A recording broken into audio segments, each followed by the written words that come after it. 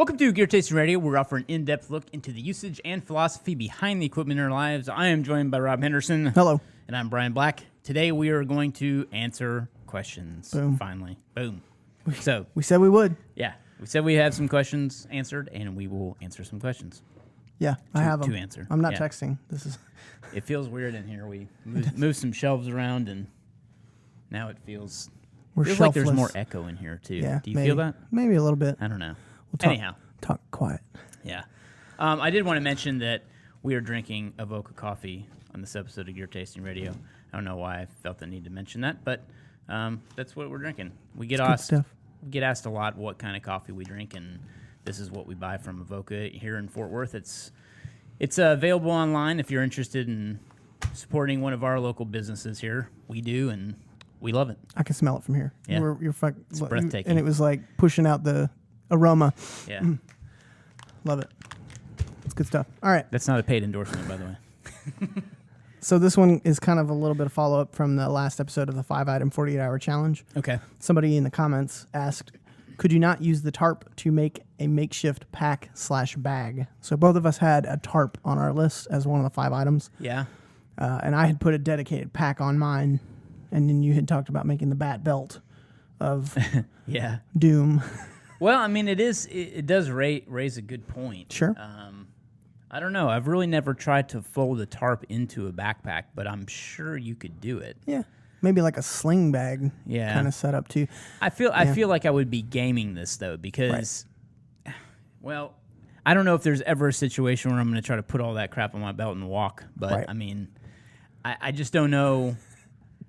I mean, it goes back to, like, how feasible this challenge really is. Like, is it a challenge just to see what we could do, or is this was a thought experiment? It was not. We're not being for real that we think 2 days is a long time. A lot of people commented that too. Yeah, and it's not that we're going to take those 5 items as like I'm going to grab this and I'll be okay for 2 days. Right. Like that. There's no way. It was just what we picked, like the best bang for your buck for 5 items. Just as though we're revamping the bug out bag that I have. Yeah. The bolt bag. That's what I would grab in a situation like that. But yeah. I mean, I guess you could, but I would also be worried about the tarp tearing or getting roughed up in a certain spot, I guess. I don't know. Especially with the thin nylon stuff. I mean, really, though, to go back to the core of all this, I really don't feel like bugging out is really that much of an option as much as I did a long time ago, just because of what I've... And it's just it comes from, like, backpacking and things like that and really getting out and doing stuff. I'm more apt to bug in, per se. You know, I would rather use the resources of what's around me. Now, in a natural disaster, I get it. You do have to leave. And it's always good to be prepared to leave. But, you know, if you don't have to, that's really the first thing you'd come up on. But anyhow. All right. So these were direct responses to... Yeah, the 5-item 48-hour cool. challenge. So what else we got? Somebody asked, recently attended a talk in India about water scarcity. I'd love to know what both Texas and you guys have to say on the topic of collecting and treating water. Well, I don't have water runoff collection myself. Yeah. That's something I have thought about doing. I just haven't done it yet. I'm really not well versed on the subject enough to know whether it's good or bad. Yeah, I know it is a thing people do. I see it occasionally. I mean, I feel like, I don't know. I know that a lot of people use that kind of water runoff for irrigation. So, like, they'll put it into a large container, and then they'll use that to distribute and water the yard or something like that. And that's a great idea. I just don't know that I would have the ability to do that where I'm at.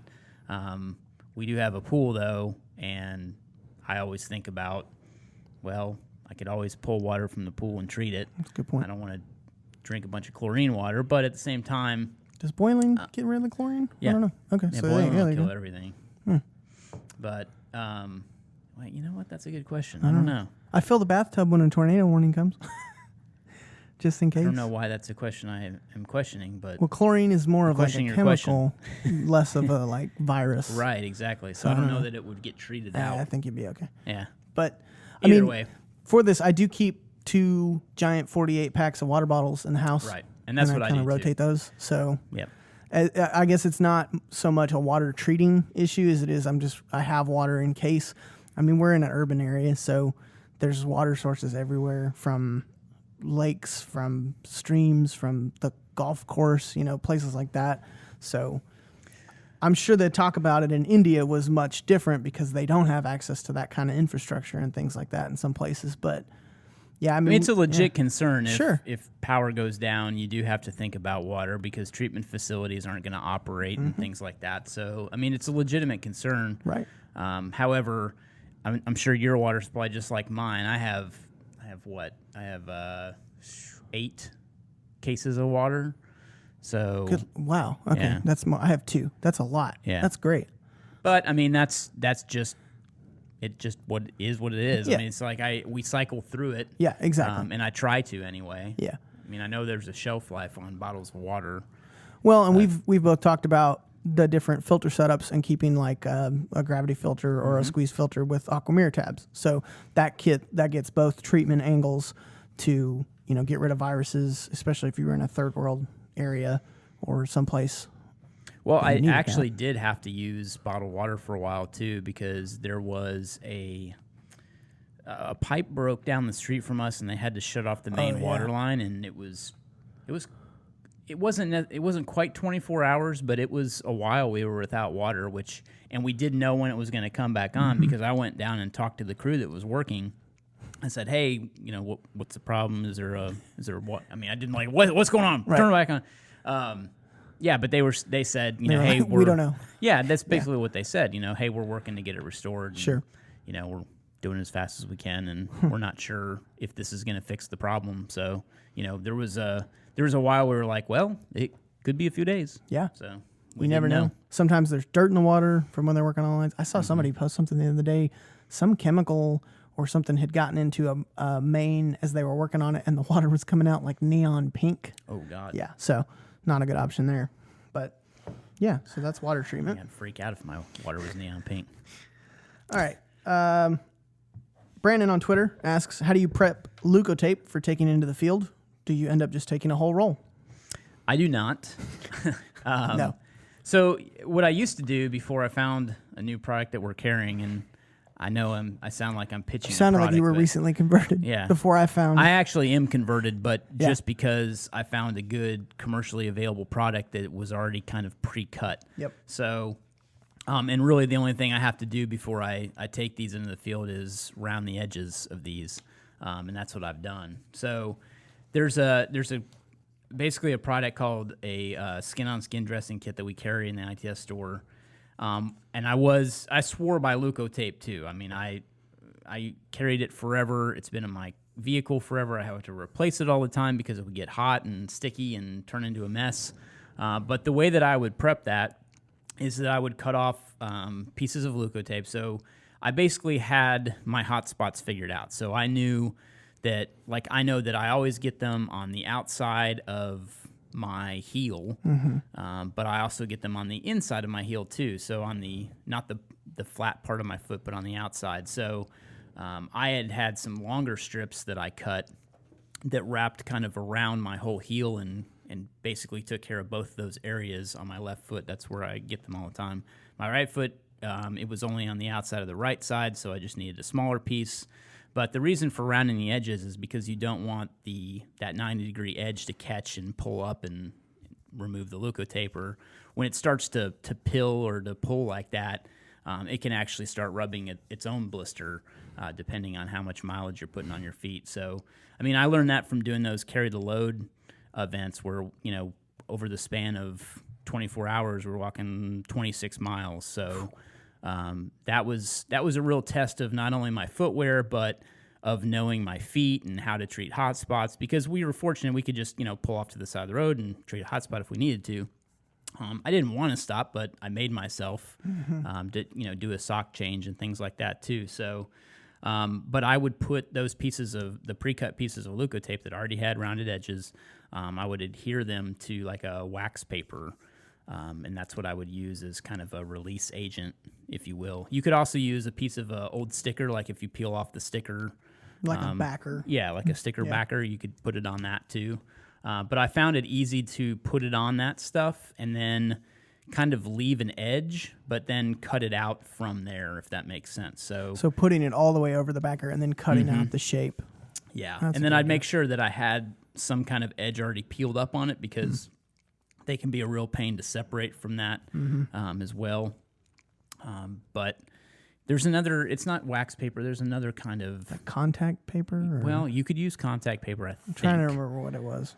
I think more like the release paper that comes on the contact paper. Yeah. If that makes sense. But, there's another product I can't think of right now, but that's what I would use. Or take the easy way and buy the dressing kit. Well, yeah. I mean, I'm not just trying to pitch this again. No, but, it really is. I like these because it comes with 2 different size pieces. So there's a smaller piece that you can just round the edges on. That's great for, like, another spot that I always get blisters at is like the ball of my left foot. Yep. So that's perfect for that. I can cut that down. And then the larger piece I can like cut lengthwise, and it takes care of that piece I was telling you about that wraps around the back of my heel. So the kit really worked out well. It also comes with 2 of those Hydra Gel Pads. So they've got it feels like a cooling agent already when you put it on. I don't usually use those for hot spots or blisters, but I suppose if you had a real horrible one that you just didn't treat for a long time and you got the best of you could put something like that on it to help. I can think of 3 or 4 times when I would have killed to have that little Hydra Gel Pad. Yeah, but that combined with just really staying on top of hot spots is huge. You know, doing a sock change when you can. I'm a big advocate of having like a hanging mesh bag on a pack so that I can take a pair of socks off, put fresh socks on, treat any hot spots that I need to. And also alcohol swabs are really important, or alcohol pads, because you always need to wipe your foot with an alcohol pad before you put this Leukotape on or the dressing kit, whichever you choose to buy, because if it doesn't adhere properly to your foot, it's just going to come off, and that's not what you want. Yeah. You want it to stay on as long as possible. But there's also like some blister shield powder that we have too, and that's kind of what I'll do to my entire foot when I stop and do a sock change is I'll treat any hot spots that there are, and then I'll go back and put powder all over my feet. Help keep them dry. Yeah, and then put my socks or a nice pair of socks back on. Typically, I'll only bring 2 pairs of socks, depending on where I'm going, and I'll put the other pair in that mesh bag and kind of let them air out and dry. Or you could hang them on the back of your pack somehow, but I've always found a mesh bag to be good too because they don't fall out. I don't have to worry about, other things messing with them. Yeah. I know that they're kind of drying in that bag, so that's my method. Yep, perfect. All right, we're getting back into bug out bag stuff. Okay. Doug on Facebook says, "Hey guys, building a bug out bag for a family of 5. My wife could carry a pack, but kids are too young to carry anything. I'll be carrying the bulk. Any advice for this specific instance?" My advice would be to start taking your family to a park or something like that and get them used to walking with a pack. Yeah. I think that even your kids could carry something, if not just, their snacks for the day or something like that. So, well, he said 5 kids, so that's a minimum age of 5, hopefully, unless some are twins. If they can all carry 20 pounds, then you could distribute your load evenly. Yeah. I mean, it is crazy, especially if you get into those dehydrated meals, those weigh almost nothing. Yeah, they're very light. It's just a bulk thing. So Right. even if your kids had, a small kid-sized backpack and they had, just those dehydrated meals in there that they were helping carry, very lightweight, but it's just they're taking up some of that mass that you have with carrying some of that stuff. So food, that's the perfect idea. Yeah. But, I would really, urge you to start doing things outside with your kids to get them used to wearing a pack and things like that too. And, even if you're just walking a trail to go have a picnic for a day, it's a good way to get outside and start introducing them to that too. And I guess the same would go for your wife. Yeah. Well, and then they have their own stuff. Yeah. You can be like, oh, this is so-and-so's pack. Well, and I think too, as people start to do that as a family too, you start to develop things that that they would want. Yeah. And it helps out in that situation because having to do that in a real situation would give you those creature comforts because you would already have those packed. You'd know what they are. You would have already forgotten the thing. Like, Right. oh, I forgot to bring lip balm. Yeah. I know I'm not going to forget that again. I've done that even just in self-camping trips. Like, I forgot this and I really needed that. So that would be a good option. Maybe one of the kids could carry the other kid. Okay. Teach them buddy carries early. Another bug out bag question. We got a lot of bag questions. Jeff emailed us and said, could you make a packing list for an extended range get home bag? And his extended range is 100 miles or more. Yikes. Yeah. No. Well, first of all, I wouldn't try to traverse that necessarily. That is such a long distance when you're talking about, like, I guess, off the grid travel or, Well, I mean, I can see instances where someone would want to plan for something like that, but I just... Yeah. That's a long distance, too. I mean, so if you think covering... Oh, geez. I mean, you can use the carry the load event like I just thought about or was talking about. So 26 miles in 24 hours was hard to do. Right. And that was really moving out. And because I had a weighted pack, too. So I was carrying, 30-ish pounds or so. Plus a big old flag that I was carrying. But the thing about that is that there's going to be a limit that you reach. And depending on the terrain, maybe you get 10 miles in a day. Maybe you get 12 miles in a day. So realistically speaking, you're going to have to know your limitations first, and then you can pack around that. Because, I mean, a 100-mile journey, man, that could be a 10-day event. At least. And you'd have to carry enough, you'd have to be able to filter water. You would have to know where the water spots are to stop along the way. I mean, you could carry 10 days of food, but that's going to be a pretty big pack. So, well, and you're going to have to up your caloric intake because you're covering that many miles. So I was actually thinking like you could look to like the thru hiking community for inspiration on that, because I know a lot of the guys that do a lot of the trails like the CDT and the Pacific Trail and things like that. But they usually don't recommend going more than 5 or 6 days between like a re-up for food and stuff, because it becomes a weight concern. You just can't carry that much food. Yeah, I mean, even if you had a cache along the way or something, you would still have to make sure that you're servicing that to replace anything that's expiring or anything like that too. So it's a large ask. That's not something that I would necessarily try to put together myself. Yeah. But yeah, hopefully that gives you some talking points to think about, and maybe you're a hoss and you're up for doing 20 miles a day, but. And in that case, I think the stuff that we've covered on the bug out bag, none of that equipment wouldn't last 100 miles. It's all good quality stuff. So yeah, like you said though, you'd really have to supplement with food and especially water. It's your consumables, food and water, and whatnot. Yeah, that's the big concern. All right, last question. All right, Pull Together Canine on Twitter asks, any thoughts on good workstations, small laptops, or tablets, or are you still firmly Team Apple? So Rob and I have both been trying this experiment lately, but I've been trying to move away from a laptop to basically, I mean, really we're just trying to do tablet, and I'm trying to drive that to a monitor too, but that's really not an option right now. I mean, even with the iPad stuff that just came out at WWDC, they didn't really even announce that as an option. Like, that's the one thing that I think that I would not be able to get around necessarily is there's just some applications where I want to see things larger on a screen. Sure. And that's what I feel is always going to be the limitation of an iPad. So, however, at WWDC, they did announce a brand new iPad OS. So they've got a dedicated operating system now just for the iPad, which is huge. Some very good steps. Yeah. So now they're taking the steps to make a real legit file browser on the iPad. You're going to be able to connect a mouse now to it. In addition to the keyboard, you already were able to connect. So they are really trying to push that standalone workstation. I don't think they're there 100% yet, but I would say if everything that happened at WWDC comes into play, I would say they're probably 85% there. Yeah. They're pretty something close. like that. Yeah, I mean, it's just, we're still Team Apple. Yeah. There's a lot of different reasons, but I mean, especially when you start looking at the privacy front, I think they're taking the charge on that.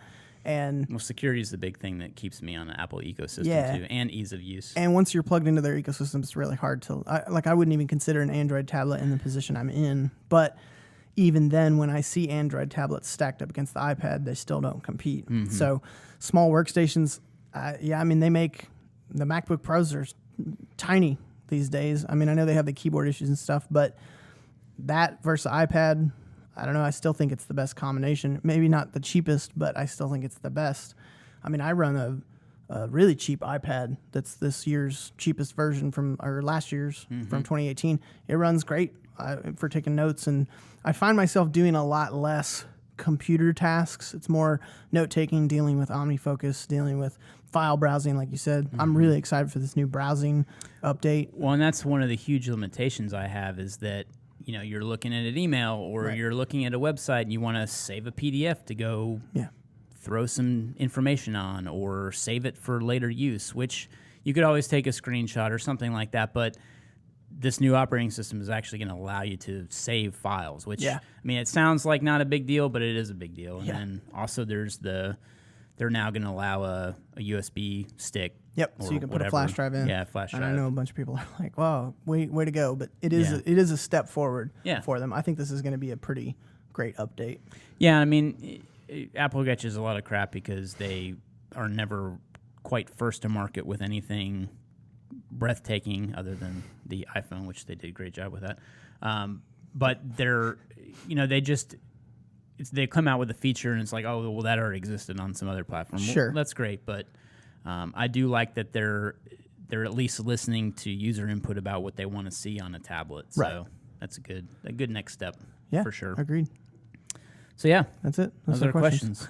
Questions over some coffee. So figure we give a pitch to our friends at Avoca, and so yeah, hope you enjoyed it. And I'll just go right in the outro since we're already talking. So if you have questions, use the pound tag Gear Tasting on any social media network, and we'll find them and get them answered for you.